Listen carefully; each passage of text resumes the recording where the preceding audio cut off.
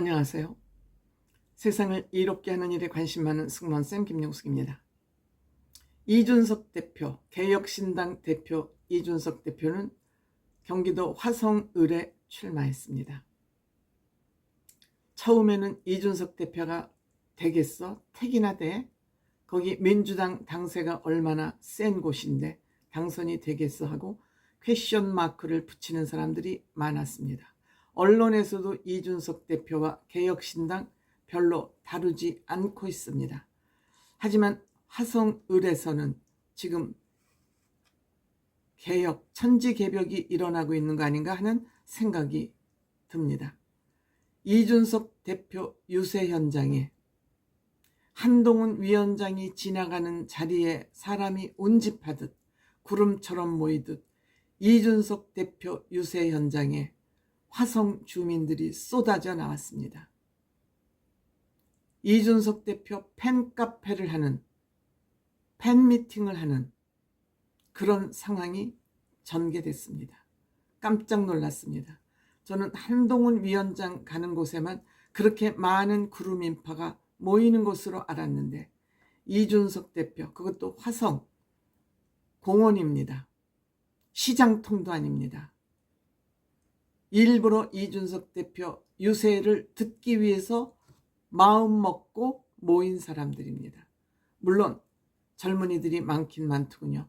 젊은이들만 있는 것은 아니었습니다. 나이 많이 먹은 사람들도 많이 나와서 이준석 유세를 듣기 위해서 운집했습니다. 360도 유세차를 중심으로 빽 둘러서 사람들이 진을 치고 있었습니다.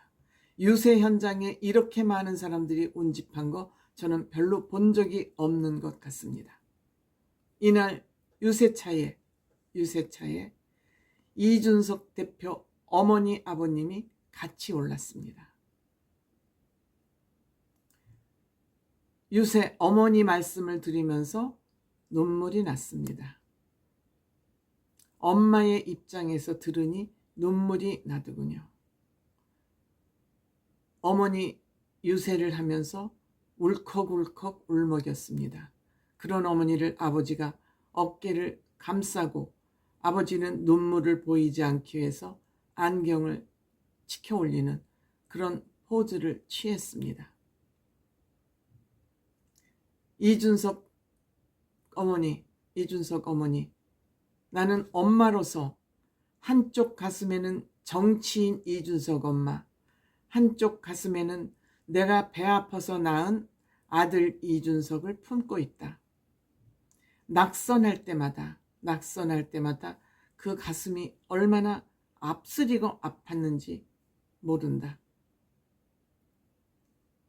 무엇보다 정치인 가족들은 이러한 아픔을 겪어야 하는 운명을 가지고 있었기에 그냥 참을 수밖에는 없었다.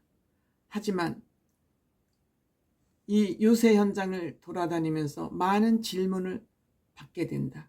그것은 다름 아닌 선거에 떨어지고 얼마나 가슴이 아팠냐의 질문에 이어서 대표에서 쫓겨났을 때 그때 어떻게 견뎠냐고 물어볼 때는 칼에 베인 상처는 시간이 지나면 남지만, 시간이 해결해 주지만 그 당시에 내 가슴 심장에 칼이 꽂히는 것 같은 그런 기분이었다. 아들 준석이 축출당할 때는 그런 심정이었다. 유권자들은 나의 이런 얘기를 다 손을 잡고 들어주셨다. 묻고 들어주셨다. 이 일을 당하고 본인은 아들 이준석과 가능한 한 마주치지 않기 위해서, 저는 그때 궁금했어요. 어머니 아버지는 어떤 생각을 하고 계실까? 정치 그만하라고 바짓가랭이를 잡아내리는 건 아닐까라고 생각했는데 어머니는 이준석 집에 가서 마주치지 않기 위해서 먹을 거 준비해놓고 청소 좀 해놓고 그렇게 왔는데 어느 한날 아들과 마주쳤다 그럽니다. 아마 아들을 기다렸을지도 모르겠습니다. 12시에 들어오는 아들과 마주쳤다는 것은 엄마가 아들을 한번 보고 싶어서 12시까지 기다렸을지도 모릅니다. 그런데 아들이 아마 기다린 엄마를 눈치챘듯이 준서가 하고 부르니까 엄마,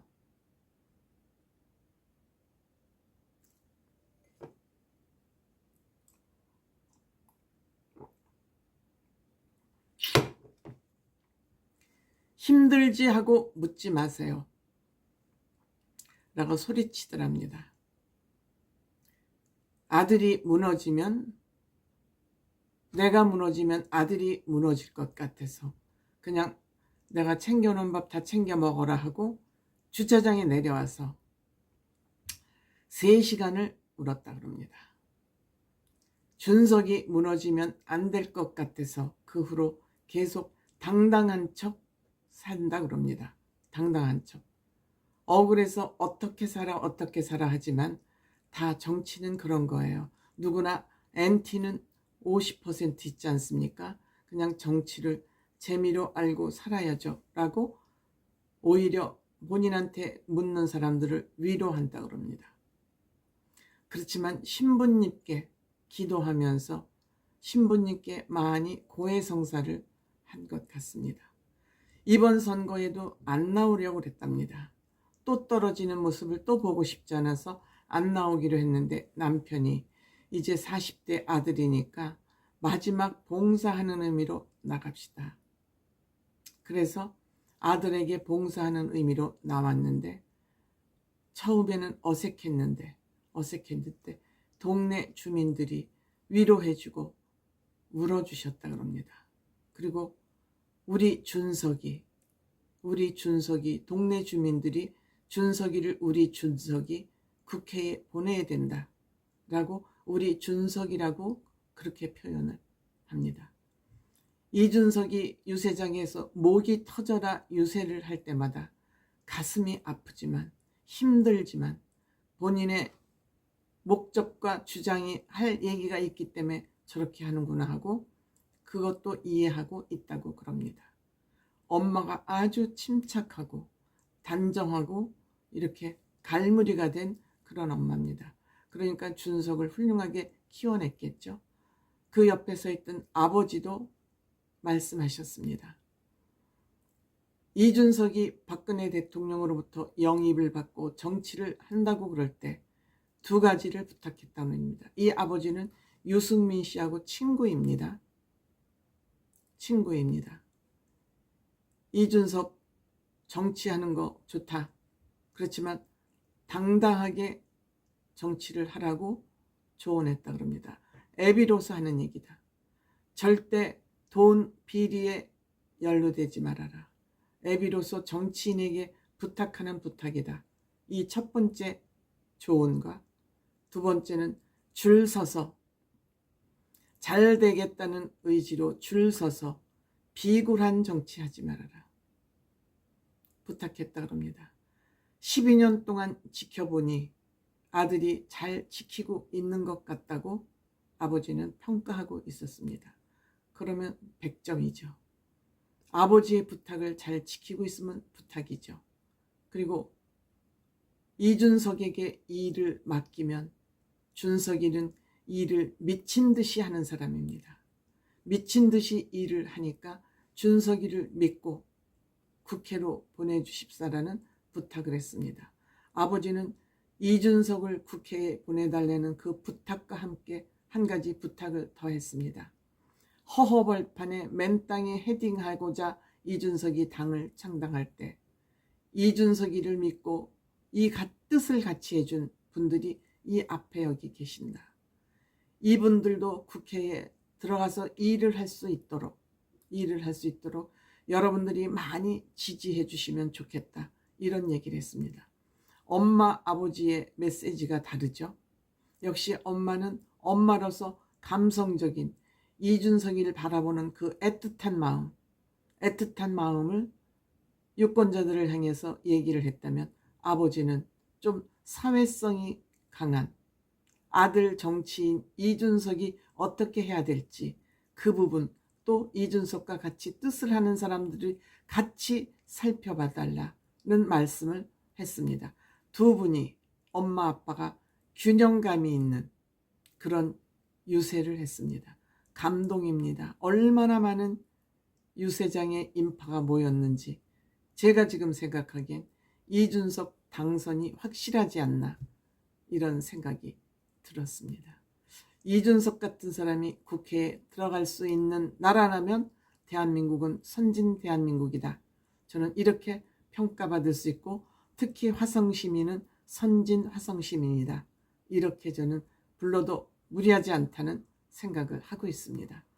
제 생각에는 아마도 이준석 대표가 국회에 가지 않을까? 그렇게 많은 인파가 모였다는 것, 이준석이는 몰입에 정치하지 않습니다. 의도적으로 일부러 사람을 모으는 그런 정치하지 않는데 이렇게 많은 인파가 모였다. 무엇을 의미하겠습니까? 그래도 선거는 뚜껑을 열어봐야 한다 그러지만 뭐 틀리더라도 저는 제 나름대로 확신을 가지고 방송을 하고 싶습니다.